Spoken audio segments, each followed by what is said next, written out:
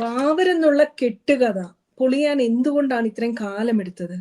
അങ്ങ് പറഞ്ഞതുപോലെ അതിന്റെ കാലമായി എന്ന് പറയുന്ന ഒരു സംഭവമാണോ അതിനും ഒരു നാന്ദി തീർച്ചയായും കുറിച്ചത്? തീർച്ചയായും കാലമായി ഒരു കാര്യം നടക്കണമെങ്കിൽ ഇപ്പൊ ഞാൻ അയോധ്യ ക്ഷേത്രം 500 വർഷമായി ആൾക്കാർ കാത്തിരുന്നില്ലേ. ഇതിനു മുമ്പ് എത്രയോ ഇവിടെ ഭാരതം സ്വതന്ത്രമായിട്ട് തന്നെ ഇപ്പം ഏകദേശം 75 വർഷം കഴിഞ്ഞു. ഇത്രയും കാലമായിട്ട് എന്തുകൊണ്ട് നടന്നില്ല? ഇപ്പോഴാണ് കാലമായത്. അതുപോലെ തന്നെ ഇത് എത്രയോ വർഷം മുമ്പ് നടക്കേണ്ടത്. ഞാൻ 1987 സത്യാനന്ദ സ്വാമി തിരുവടികൾ പറഞ്ഞപ്പോ അന്ന് എന്തുകൊണ്ട് നടന്നില്ല? അന്ന് കാലമായില്ല. വീണ്ടും ഏകദേശം 50 വർഷത്തോളം കാത്തിരിക്കേണ്ടി വന്നു. അപ്പൊ കാലമായത് ഇപ്പോഴാണ്. കാലമായത് അത് അയ്യപ്പസ്വാമി തന്നെയാണ് തീരുമാനിച്ചത് ഇവിടെ ക്ഷേത്രം പണിയണമെന്ന്. ആ അയ്യപ്പസ്വാമിയുടെ തീരുമാനം നടപ്പാക്കുക എന്നുള്ള കർത്തവ്യം മാത്രമാണ് ഞാൻ ഉൾപ്പെടെയുള്ള ആൾക്കാർ ചെയ്യുന്നത്.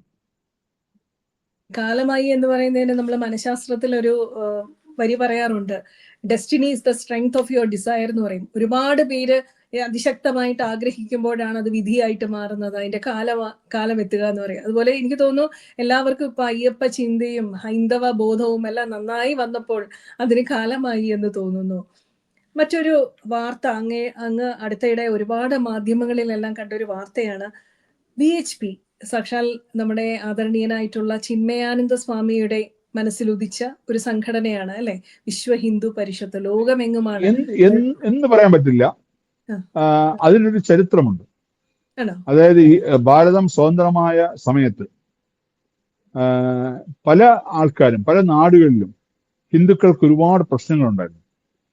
ഭാരതത്തിൽ നിന്നും പുറത്തുള്ള ഹിന്ദുക്കൾ പല നാടുകളിലും, ഓസ്ട്രേലിയയിലും US-ലും യൂറോപ്പിലും അങ്ങനെയുള്ള പല സ്ഥലത്തുമുള്ള, അപ്പൊ ഇവര് ഹിന്ദുക്കൾക്ക് ഒരു ഒറ്റക്കെട്ടായി നിൽക്കാൻ, ഒന്നിക്കാൻ എന്താ ഒരു മാർഗമെന്ന് പല രീതിയിൽ ആലോചിച്ചു. അപ്പൊ അവർക്ക് അവിടെ ഒരുപാട് ബുദ്ധിമുട്ടുകളുണ്ടായിരുന്നു. അപ്പൊ അവരങ്ങനെ പല പ്രാവശ്യം അന്ന് പ്രധാനമന്ത്രിയായിരുന്ന ശ്രീ ജവഹർലാൽ നെഹ്റുവിനെ കാണാൻ വേണ്ടി ഡൽഹിയിൽ വരികയും പല പ്രാവശ്യം കയറി ഇറങ്ങിയിട്ടും അവിടെ നിന്ന് യാതൊരുവിധ ഒരു എന്താ പറയാ ഒരു പോസിറ്റീവായിട്ടുള്ള ഒരു റിപ്ലൈ കിട്ടിയില്ല.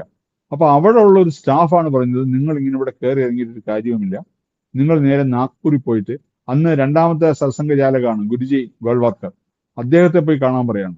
അങ്ങനെ ഇവര് നേരെ നാഗ്പൂരിൽ ചെന്ന് ഗുരുജിയെ കണ്ടപ്പോൾ ഗുരുജി പറഞ്ഞു, ഞാൻ ഇതിനെപ്പറ്റിയുള്ള വലിയ ചിന്തയിലാണ്, കുറെ കാലമായിട്ട് ഞാൻ ഇതിനെപ്പറ്റി തന്നെയാണ് ചിന്തിക്കുന്നത്, ഇതിനൊരു സംഘടന വേണം, ഒരു ഹിന്ദുക്കൾക്കായ ഒരു സംഘടന വേണം എന്നുള്ള ചിന്തയിലാണ്. അപ്പൊ അതിനുവേണ്ടി ഞാൻ ഒരു റിസർച്ച് നടത്താൻ വേണ്ടി അന്ന് ആപ്തെ എന്ന് പറഞ്ഞാൽ അറിയപ്പെടുന്ന ഒരു ജേർണലിസ്റ്റാണ്, അദ്ദേഹത്തെ ഭാരതത്തിലും പുറത്തുമെല്ലാം യാത്ര ചെയ്യിച്ചിരിക്കുകയായിരുന്നു. അപ്പം ഈ വിഷയം ചർച്ച ചെയ്തതിനു ശേഷം ഗുരുജിയും ചിന്മയാനന്ദ സ്വാമിജിയുമായിട്ട് കാണാൻ ഇടവന്നു. അപ്പൊ ചിന്മയാനന്ദ സ്വാമി ഇവർ തമ്മിൽ ചർച്ച ചെയ്തപ്പോൾ ചിന്മയാനന്ദ സ്വാമി പറഞ്ഞു, ഞാൻ ഒരുപാട് സ്ഥലത്ത് ഭാരതത്തിന് പുറത്ത് യാത്ര ചെയ്തപ്പോഴൊക്കെ എനിക്ക് തോന്നിയൊരു കാര്യമാണ്, തീർച്ചയായിട്ടും ഇത് അത്യാവശ്യമായ കാര്യമാണ്, നമുക്ക് എത്രയും പെട്ടെന്ന് ഇതിലേക്ക് കടക്കണം. അങ്ങനെയാണ് 1964 ശ്രീകൃഷ്ണ ജന്മാഷ്ടമി ഇതെന്ന്, അത് ചിന്മയാനന്ദ സ്വാമി മലയാളിയാണ്, അറിയാലോ. ചിന്മയാനന്ദ സ്വാമി മലയാളിയാണ്. അദ്ദേഹത്തിന്റെ ബോംബെയിലുള്ള പൊവോയിലുള്ള അദ്ദേഹത്തിന്റെ ആശ്രമത്തിൽ, സന്ദീപനി സാധനാലയം എന്നാണ് അതിന്റെ പേര്, ആ ആശ്രമത്തിൽ വെച്ചാണ് ആദ്യത്തെ മീറ്റിംഗ് കൂടുന്നത്. ആ മീറ്റിംഗിൽ ഭാരതത്തിലുള്ള എല്ലാ സന്യാസിശ്രേഷ്ഠന്മാരും ആചാര്യന്മാരും എല്ലാവരും ഉണ്ടായിരുന്നു. അവിടെ വെച്ചാണ് ഇങ്ങനൊരു സംഘടനയ്ക്ക് ആദ്യമായിട്ട് ബീജാഭാവം ഉണ്ടാവുന്നത്.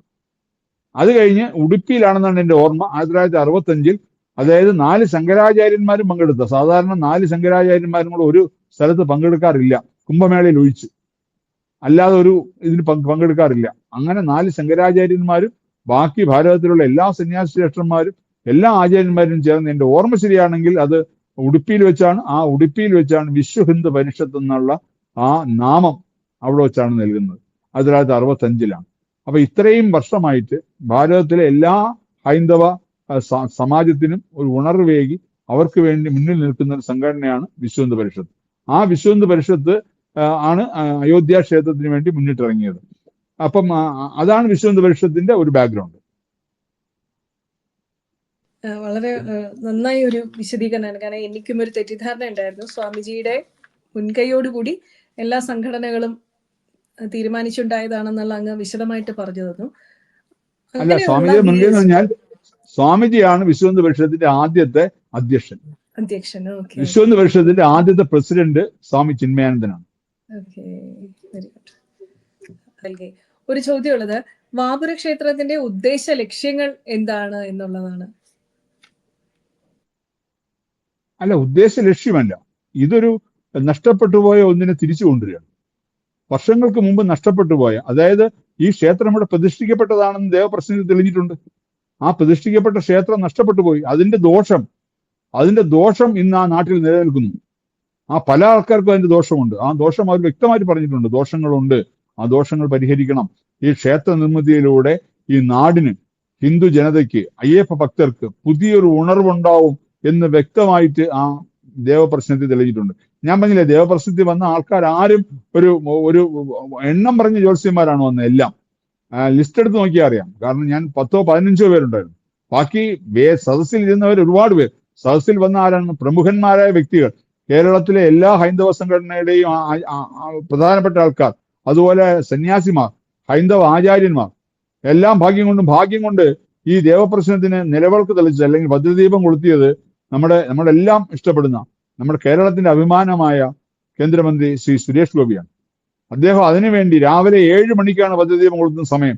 അതിനുവേണ്ടി അദ്ദേഹം തലേദിവസം ഉറക്കമുളച്ച് അതിനുവേണ്ടി ബുദ്ധിമുട്ടി വണ്ടിയിൽ തിരുവനന്തപുരത്ത് നിന്ന് വന്ന്, സത്യം പറഞ്ഞാൽ 7 മണി എന്ന് പറഞ്ഞ് ഞാനൊരു 6-6:45 എത്താന്ന് ചോദിച്ചു. ഞാൻ കുറച്ച് ദൂരെ താമസിച്ചിരുന്നത്. ഞാനൊരു 6 മണി നോക്കുമ്പോൾ എന്റെ മൊബൈലിൽ ഇങ്ങനെ കണ്ടിന്യൂസ് ആയിട്ട് അദ്ദേഹത്തിന്റെ കോൾ വരുന്നു. ഞാൻ നോക്കിയപ്പോൾ എൻ്റെ അടുത്ത് പറയണം, തമ്പി ഞാനിവിടെ എത്തി കേട്ടോ. 6:10 6:15 അദ്ദേഹം അവിടെ എത്തിയിരിക്കുന്നു. അപ്പോൾ അതുപോലെ അതെല്ലാം ഈ ഭഗവാനാണ് അദ്ദേഹത്തെ കൊണ്ടുവരുന്നത്, അല്ലാതെ നമ്മളല്ല. അതുപോലെ തന്നെ കേരളത്തിന്റെ പ്രധാനപ്പെട്ട നമ്മുടെ രാഷ്ട്രീയ സ്വയംസേവക സംഘത്തിന്റെ ഏറ്റവും മുതിർന്ന പ്രചാരകൻ, ഇന്ന് ജീവിച്ചിരിക്കുന്നതിൽ ഏറ്റവും മുതിർന്ന പ്രചാരകനാണ് സേതുമാധവൻ. അദ്ദേഹം, അതുപോലെ വിശ്വംപാപ്പ, അതുപോലെ ഗോപാലകൃഷ്ണൻ, ഇവരെല്ലാം അവിടെ സന്നിഹിതരായിരുന്നു. അതുപോലെ നമ്മുടെ മുൻ മിസോറാം ഗവർണർ ശ്രീ കുമ്മനം രാജശേഖരൻ, അതുപോലെ തന്നെ രാഷ്ട്രീയ സ്വയംസേവകന്റെ കേരളത്തിലെ പ്രാന്ത പ്രചാരകൻ ശ്രീ വിനോദ്, അതുപോലെ ഒരുപാട് വ്യക്തിത്വങ്ങൾ.